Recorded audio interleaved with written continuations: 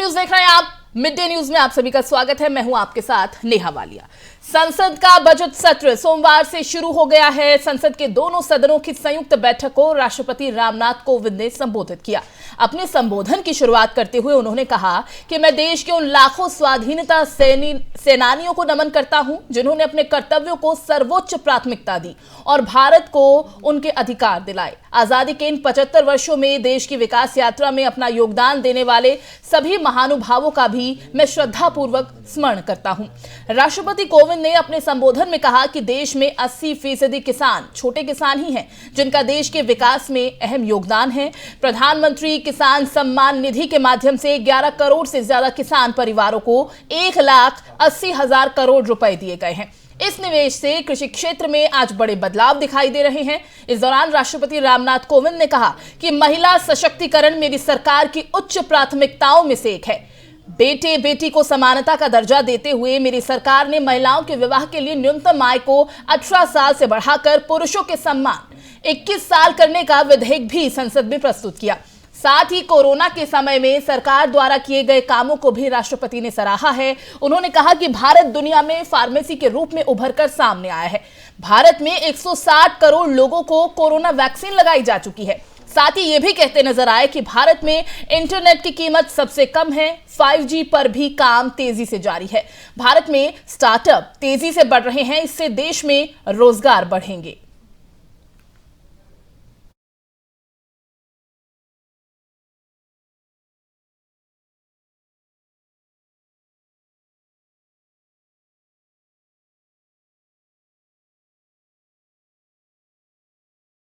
वहीं संसद के सत्र से पहले पीएम ने मीडिया को संबोधित किया। पीएम मोदी ने इस दौरान कहा कि इस बजट सत्र में भी हम सांसदों की बातचीत, चर्चा के मुद्दे, खुले मन से की गई चर्चा वैश्विक प्रभाव का एक महत्वपूर्ण अवसर बन सकती है।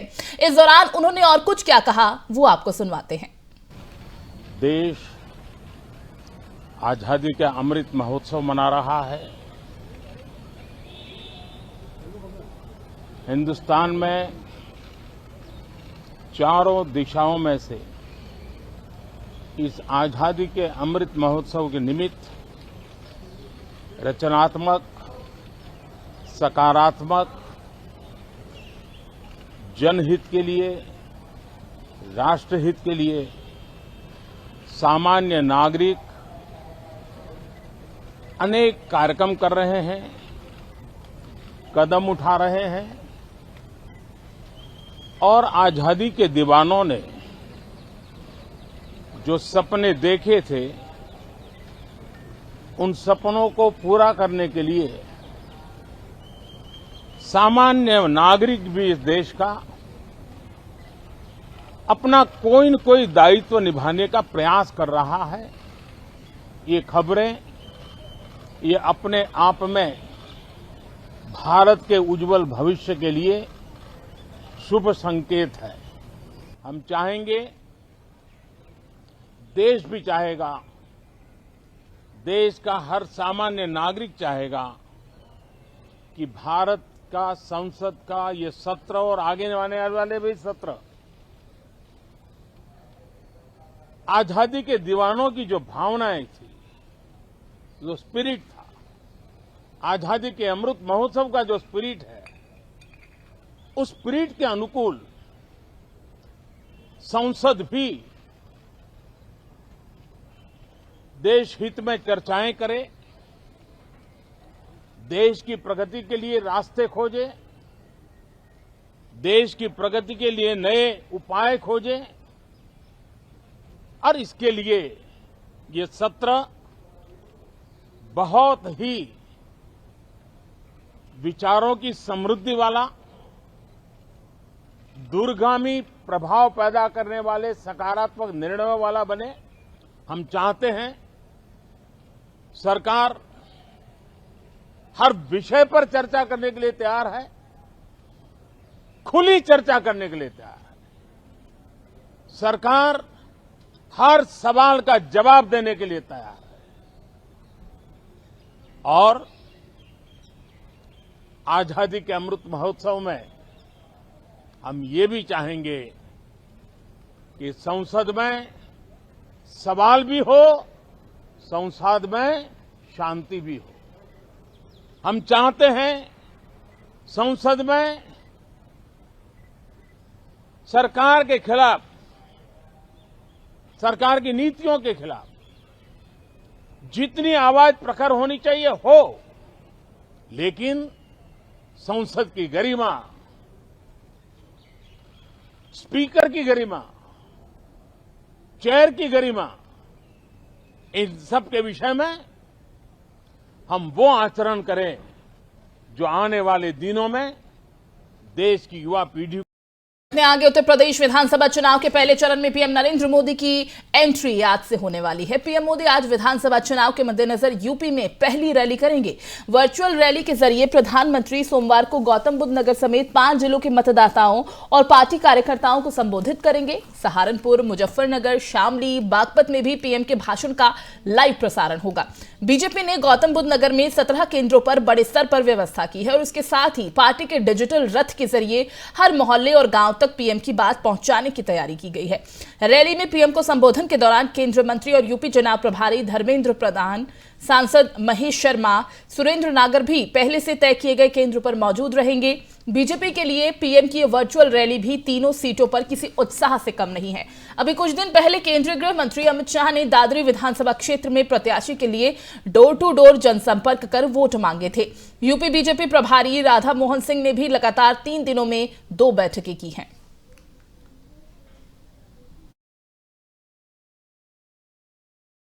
दिल्ली में एक 20 साल की महिला के साथ मारपीट, बदसलूकी और बाल काटकर सड़कों पर घुमाने की घटना को लेकर कांग्रेस नेता राहुल गांधी ने ट्वीट किया है। उन्होंने घटना का जिक्र करते हुए इसे समाज का घिनौना चेहरा बताया।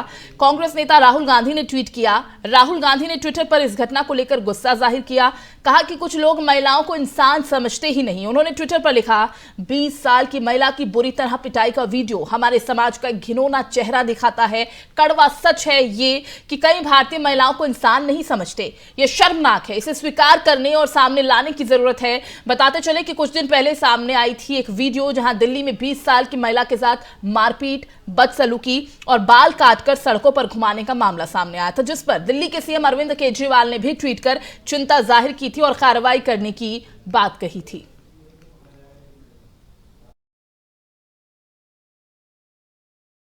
सोमवार से शुरू हो रहे बजट सत्र से पहले राज्यसभा में नेता प्रतिपक्ष मल्लिकार्जुन खड़गे ने सरकार को संसद में घेरने की फुल प्रूफ योजना बना ली है।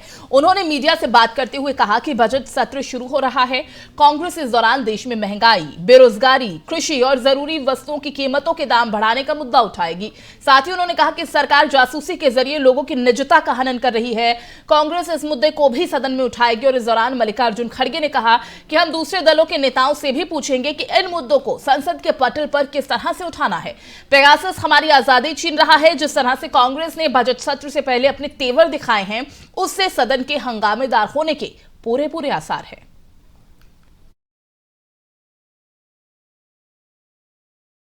दो दिन पहले जयंत ने चुनाव बाद बीजेपी से गठबंधन के सवाल के जवाब में कहा था कि वो चवन्नी नहीं जो पलट जाएं। जयंत के बयान पर बीजेपी ने पलटवार किया है। केंद्रीय मंत्री और यूपी चुनाव प्रभारी धर्मेंद्र प्रधान ने कहा कि जयंत अभी बच्चे हैं और उनका इतिहास का ज्ञान अभी कमजोर है। उन्होंने क्या कुछ कहा, आइए आपको सुनवाते हैं। जयंत जी के बारे में जितना कम कहे अच्छा। बच्चे हैं, अभी अभी मैदान पे आए हैं। उनकी पिता कितने बार दल बदल कर चुके हैं। ये पहली बार किस पार्टी से चुनाव लड़के जीते थे, किसकी गठबंधन में। थोड़ा इतिहास की ज्ञान इतनी कमजोर है, हमें पता नहीं था। इसलिए बच्चों को माफ कर देना चाहिए। विषय हमें चुनाव, हम अहंकारी नहीं है। हम चुनाव में तो सब समाज के पास जाते हैं। कल मेरे प्रदेश अध्यक्ष नीचे बैठ के कोई गरीब बुजुर्ग के आशीर्वाद ले रहे थे। हमारे राष्ट्रीय नेतृत्व, हमारे प्रदेश के मुख्यमंत्री घर घर पहुंच रहे हैं। ये मजबूरी है क्या? प्रजातंत्र की तकाजा है, जनता के पास जाना पड़ेगा। जो सोने की चामच लेके जन्मे हुए लोग, उनको ये पसंद नहीं। वो कहते हैं गली गली बीजेपी घूम रहा है। क्या हम अमेरिका में घूमते? और कोरोना के साए में देश के 5 चुनावी राज्यों में इन दिनों प्रचार प्रसार अपने चरम पर है, लेकिन आयोग ने 5 राज्यों में कोरोना महामारी के कारण फिजिकल रैली और रोड शो पर प्रतिबंध लगा रखा है। इसी सिलसिले में सोमवार को चुनाव आयोग रैलियों और रोड शो के पर प्रतिबंध के मसले पर वर्चुअल समीक्षा बैठक करेगा। यह बैठक मुख्य चुनाव आयुक्त सुशील चंद्र की अध्यक्षता में होगी। स्वास्थ्य मंत्रालय के सचिव आयोग को संबोधित राज्यों में जितने भी संबंधित ये 5 राज्य हैं, इनके संबंध में कोरोना की रिपोर्ट देंगे। निर्वाचन आयोग की बैठक में फिजिकल रैली पर प्रतिबंध को लेकर कोई फैसला लिया जाएगा।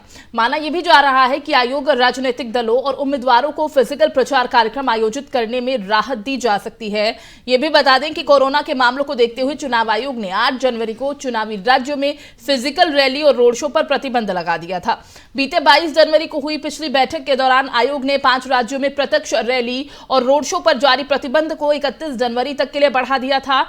लेकिन जिन विधानसभा क्षेत्रों में पहले 2 चरणों में मतदान होने हैं, वहां अधिकतम 500 लोगों की उपस्थिति में जनसभा करने की अनुमति दी गई थी। साथ ही घर घर जाकर प्रचार के नियमों में भी छूट दी थी।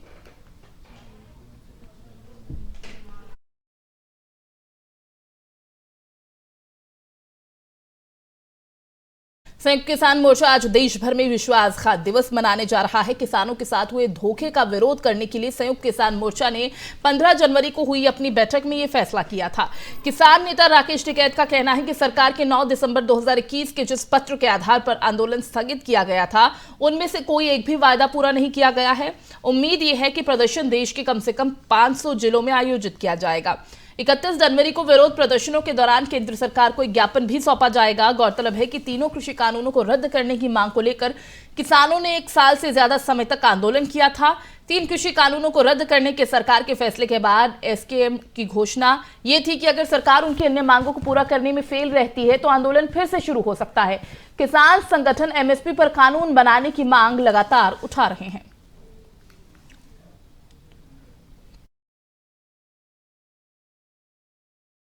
सेना के उप प्रमुख लेफ्टिनेंट जनरल सीपी मोहंती सेवानिवृत्त होने पर lieutenant general Mohanty guard of honour उन्हें दिया गया। उन्होंने वॉर मेमोरियल पर शहीदों को श्रद्धांजलि दी।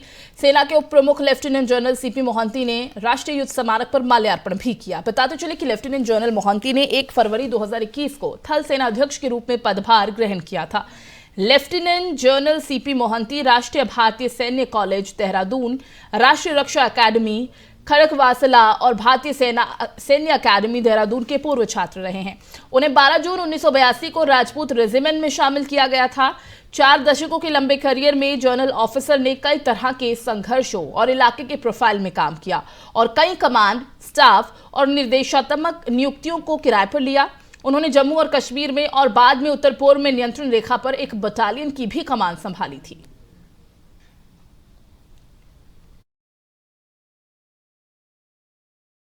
कोरोना के नए मामलों में रविवार के मुकाबले 10% की लगातार गिरावट देखी जा रही है। भारत में बीते 24 घंटों में कोरोना वायरस के 2,09,918 नए मामले सामने आए।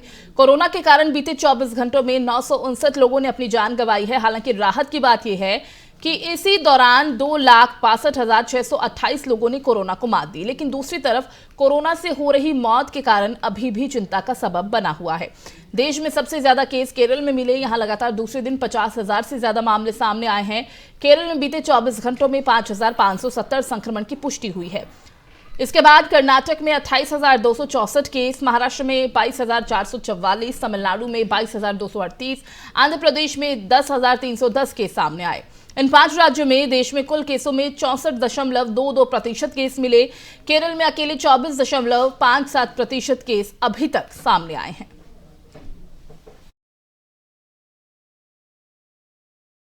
और देश की राजधानी दिल्ली में वायु प्रदूषण का लेवल चिंता का विषय बना हुआ है। System of air quality and weather forecasting and research India के मुताबिक दिल्ली की गुणवत्ता बहुत खराब श्रेणी में बनी हुई है, जहां पर औसत AQI 302 दर्ज किया गया। केंद्र सरकार की एजेंसी सफर के मुताबिक बीते शुक्रवार को दिल्ली में वायु गुणवत्ता सूचकांक 353 दर्ज किया गया था। बीते दिन पहले से PM 2.5 प्रमुख प्रदूषण बना हुआ था। दरअसल दिल्ली NCR में वायु गुणवत्ता खराब होने का सिलसिला लगातार जारी है। पश्चिमी विक्षोभ के कारण हवा की गति धीमी होने के चलते प्रदूषण तत्व जमा होंगे। इससे वायु प्रदूषण का स्तर बढ़ सकता है। जहां बीते शुक्रवार को पूसा में 343, लोधी रोड में 336, मथुरा रोड में 369, IIT दिल्ली में 355, इंदिरा गांधी अंतर्राष्ट्रीय हवाई अड्डे में 366 AQI दर्ज किया गया। इसके साथ ही राजधानी के कई इलाकों में वायु गुणवत्ता बहुत खराब श्रेणी में दर्ज की गई।